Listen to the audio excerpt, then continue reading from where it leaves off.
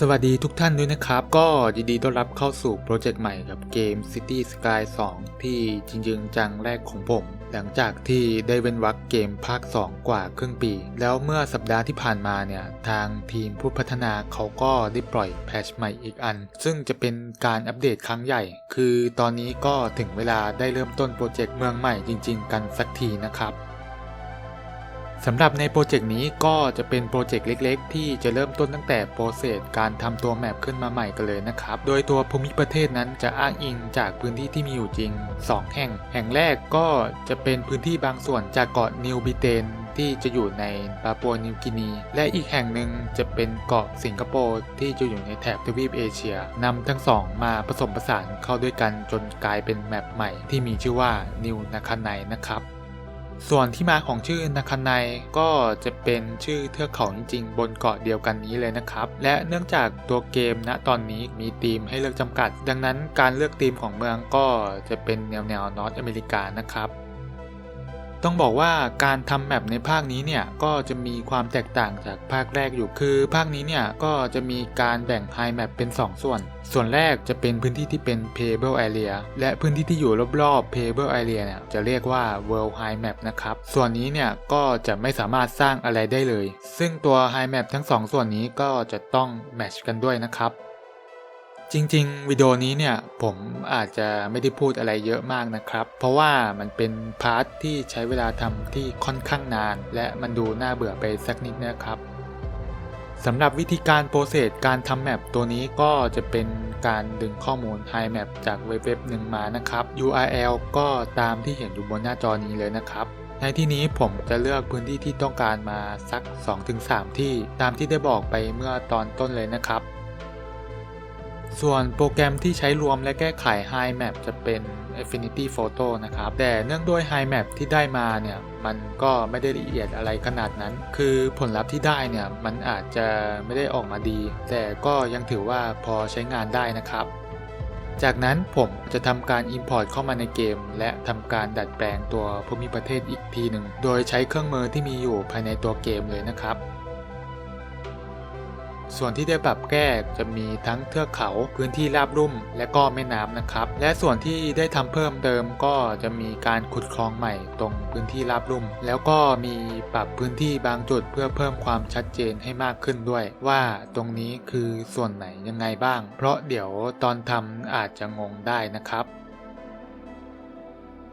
ในส่วนของภูเขาแต่เดิมแล้วเนี่ยมันสูงมากๆก็เลยต้องมาปรับแก้โดยลดระดับลงมาเพื่อให้มันดูมีความเป็นธรรมชาติให้ใกล้เคียงกับความเป็นจริงมากขึ้นแต่จะมีตรงแค่บริเวณภูเขาไฟเท่านั้นที่ไม่ได้ปรับความสูงลงมานะครับเพราะความสูงก็น่าจะพอดีแล้วนอกจากนี้ภูเขาส่วนอื่นๆก็จะมีการลดทอนความสูงลงมาหรือปรับเป็นพื้นเรียบไปเลยเพื่อให้มีพื้นที่ในการสร้างมากขึ้นด้วยรูปแบบแปลงที่ใช้จะเป็น Mountain Brush 01 ถึง 04 สำหรับดึงภูเขาขึ้นมาเป็นพื้นฐานก่อนจากนั้นจะลงรายละเอียดต่อโดยใช้แปลงแบบพีคหรือแบบอื่นๆเพื่อเพิ่มรายละเอียดเล็กๆน้อยๆเช่นการเซาะร่องจะค่อยๆทำไปก็จะใช้เวลาพอสมควรเลยนะครับส่วนเครื่องมือที่ใช้มากสุดจะเป็น Shift Terrain Tool ตามมาด้วย Flatten Slope แล้วก็ Soft Terrain ก็จะปรับในขั้นสุดท้ายเลยซึ่งในขนาดที่ผมทำเนี่ยจะใช้แปลงขนาด 100 ถึง 800 สำหรับลงรายละเอียดเล็กๆหรือถ้าขนาดใหญ่กว่านั้นอันนี้แล้วแต่เลยไม่ได้ตายตัวส่วนค่าความแรงของแปลงจะใช้ประมาณ 20-55% ซึ่งกำลังพอดีเลยสำหรับการปรับพื้นที่คือไม่เบาหรือหนักจนเกินไปครับแต่ต้องบอกไว้ตรงนี้เลยนะครับว่าตัว Map Editor ณตอนนี้เนี่ยมันยังไม่ใช่เวอร์ชันที่สมบูรณ์คือเท่าที่ลองเล่นมาเนี่ยก็ยังเจอปัญหาอยู่หลายอย่างเลยเช่นการปรับพื้นที่ที่อยู่รอบนอกที่มันไม่ได้เรนเดอร์ texture แบบเรียลไทม์คือต้องมาเปิดปิดเกมใหม่ทุกครั้งหลังจากที่ปรับพื้นที่เสร็จ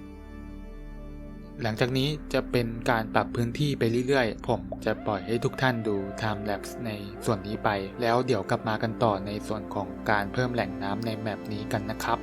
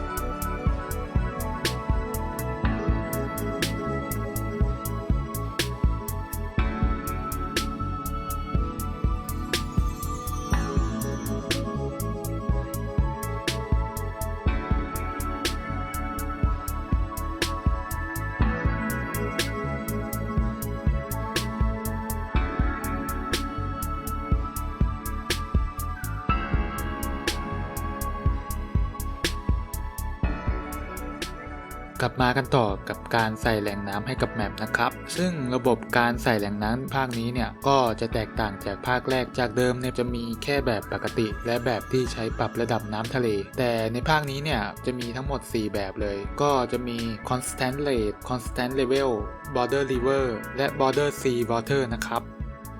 ตัวอย่างที่ผมใช้ในแบบนี้ก็จะมีใส่ border sea water ไว้สำหรับทำระดับน้ำทะเลที่อยู่ขอบแมป border river ก็จะคล้ายๆกับ sea water เลยแต่จะใช้กับแม่น้ำมากกว่าส่วนค่า constant level ก็จะเกี่ยวกับการรักษาระดับน้ำให้คงที่และค่า constant rate ก็จะเกี่ยวกับความแรงของน้ำอันนี้ผมแนะนำว่าอย่าปรับตรงส่วนที่เป็นเรทเยอะเพราะเดี๋ยวอาจเจอปัญหาน้ำล้นได้โดยทั้ง2แบบส่วนมากก็จะใส่บริเวณน้ำบนเขานะครับระบบฟิสิกส์น้ำในเกมคือผลลัพธ์ที่ได้มาเนี่ยมันก็ยังไม่ค่อยเป็นที่น่าพอใจเท่าไหร่บวกกับไม่มีปุ่มรีเซ็ตระดับน้ำคือต้องใช้วิธีเร่งเวลาแทนเลยทำให้การเช็คระดับน้ำยากขึ้นไปอีกเพราะไม่รู้ว่าน้ำจะมาถึงตรงส่วนไหนในแมปการตั้งค่าภูมิอากาศก็ยังดูพังๆอยู่คือแก้ไขอะไรไม่ได้เลยแต่อันนี้คงต้องรอทางทีมผู้พัฒนาเขาอัปเดตปรับปรุงตัวเกมกันอีกทีในภายหลังนะครับแต่ข้อดีมันก็มีนะคือพวกภูมิประเทศเนี่ยมันมีความละเอียดสามารถลงรายละเอียดได้ง่ายขึ้นความสูงของภูเขาที่สามารถทำได้มากกว่าแต่ก่อนนะครับส่วนข้อเสียคือจะเป็นการเพิ่มขั้นตอนการทำและก็ใช้เวลามากขึ้นไปด้วย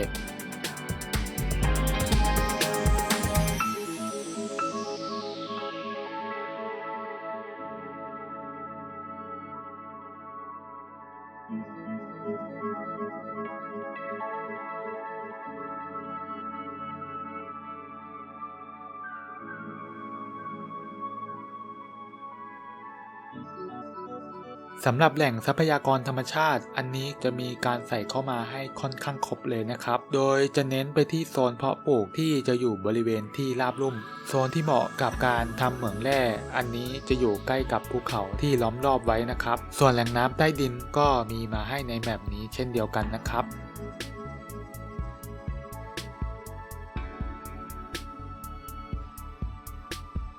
ส่วนโครงข่ายถนนและรถไฟเนี่ยจะเป็นการออกแบบใหม่ทั้งหมดเพราะต้นแบบจริงๆเนี่ยก็ไม่ได้มีถนนเป็นแบบนี้นะครับโดยผังที่ผมวางไว้จะเป็นลักษณะนี้ตามที่เห็นอยู่บนหน้าจอเลยนะครับตัวเส้นทางในแบบนี้จะมีทั้งหมด2เส้นทางและจะมีทางแยกต่างระดับเพียงแค่2จุดโดยจะเป็นในรูปแบบของถ้ำเพชรนะครับสำหรับอุปสรรคในการสร้างถนนในภาคนี้ก็มีเช่นกันนะครับอย่างถ้าได้สร้างในพื้นที่ที่มันไม่ได้ราบเรียบถนนก็จะเป็นแบบคลื่นๆคือกว่าจะทำได้เนี่ยก็ต้องรื้อออกและสร้างใหม่หลายรอบกันเลยทีเดียวและนอกเหนือจากโครงข่ายที่ผมว่ามาแล้วก็ยังมีโครงข่ายเส้นทางเดินเรือและเครื่องบินด้วยเช่นกันส่วนการเชื่อมต่อไปยังพื้นที่ภายนอกอันนี้ก็จะมีให้ทุกโหมดเลยรวมไปถึงระบบไฟฟ้าด้วยเช่นกันนะครับมาพูดถึงคอนเซปต์โปรเจกต์เมืองใหม่คืออยากได้มหานครแบบยุคใหม่ริมชายฝั่งที่ล้อมรอบไปด้วยเทือกเขาสูงเป็นเบื้องหลังนะครับโดยรวมแบบนี้ก็จะมีพื้นที่ให้สร้างได้จริงๆประมาณ 40% นะครับซึ่งจะเยอะกว่าแมปแรกที่เป็นเกาะไทยที่เคยได้ทำไปก่อนหน้านะครับส่วนชื่อโปรเจกต์เมืองนี้จริงๆอันนี้มารอดูเซอร์ไพรส์กันอีกทีนะครับว่าจะเป็นชื่อและรูปแบบเมืองที่จะสร้างจริงๆนั้นจะเป็นแบบไหนคอยติดตามกันได้เลยนะครับหลังจากนี้ผมจะปล่อยให้ทุกท่านดูไทม์แลปส์การทำแมปตัวนี้กันก็จะมีใส่ต้นไม้การเชื่อมต่อส่วนอื่นๆเช่นพวกทางรถไฟทางน้ำและทางอากาศพร้อมกับปิดท้ายคลิปด้วยซีนิมาติกเล็กๆน้อยๆก่อนจะจากกันไปก็อย่าลืมกด Subscribe ช่องกันไว้ด้วยเพื่อที่จะได้ไม่พลาดคลิปใหม่ๆจากผมนะครับแล้วพบกันใหม่ในคลิปหน้านะครับบ๊ายบาย